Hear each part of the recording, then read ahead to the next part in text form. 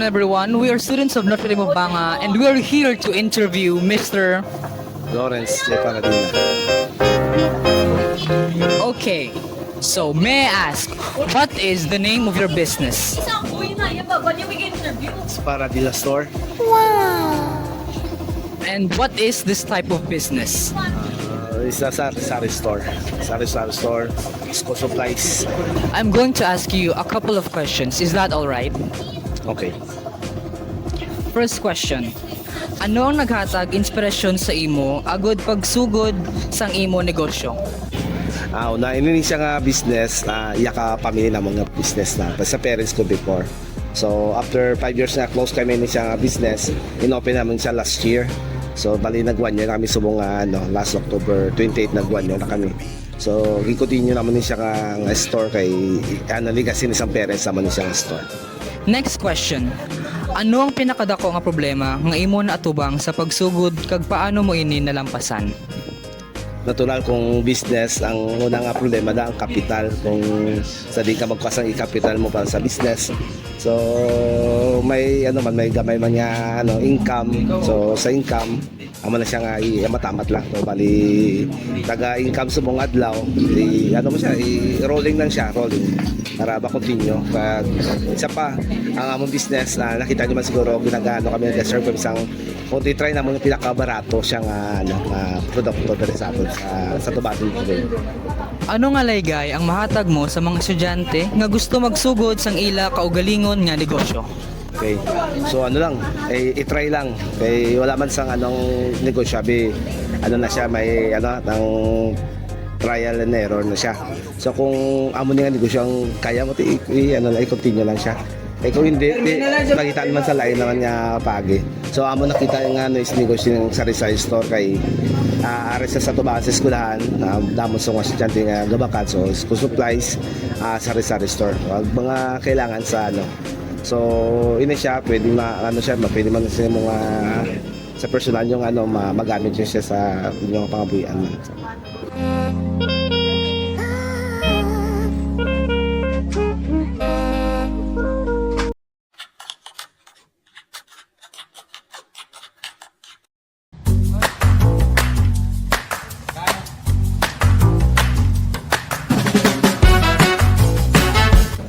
Good afternoon. I'm Carmela Rose I. Valera, and I'm gonna interview.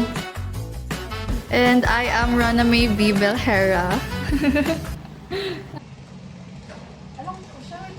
What inspired you to start your business? So what inspired me to start my business is first is the family business kay my father and brother also have I also into buy and sell, so and also as a financial management student one thing I've learned gid kay sa business mas dasigid ang kwarta na reality. Kag if you own a business kay one thing gid nga na namian ko is the time is yours. Patasin na you don't need to wake up early nga magdali-dali just to go to your work, but if you have your own kay imo lang gid ang time, anytime you can open your store. Second question.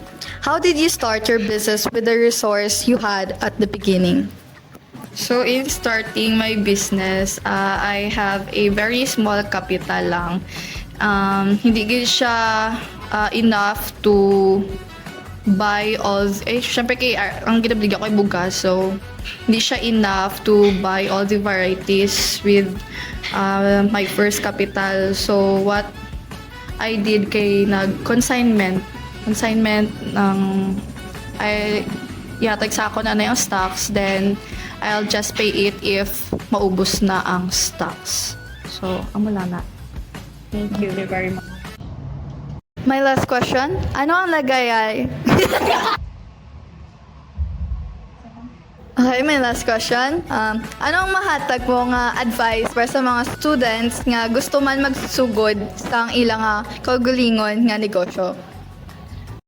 So first thing, kay kung gusto mo mag-build sa isa ka business, meron kag isang may ma-feel na fear ba? Like fear na ma-fail ka. But one thing, if ano ka gid ka mag-business is mag-take risk. So, taking risk kay ano siya ba daw visibility good.